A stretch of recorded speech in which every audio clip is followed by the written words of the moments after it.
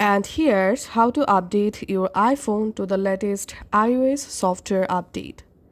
Go to your iPhone settings app, and before updating, make sure you have connected your iPhone to Wi-Fi or cellular data and must use your strong internet connection, and make sure you have charged your iPhone at least 80% before updating. Once you are in your iPhone settings app, here we can see the software update available. So you can tap on the software update available directly, and you directly jump into your iPhone software update.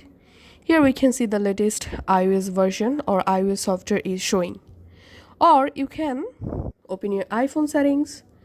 From your iPhone settings, tap on General, tap on Software Update, and here you will find the latest iOS update available. Now we can see two different options to update latest iOS software. One is Update Now.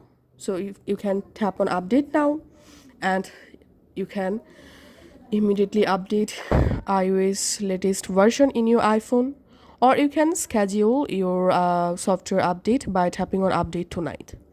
Now, to enable automatic updates, tap on Automatic Updates, and here enable iOS updates, and this is how we can actually update iOS latest version in our iPhone.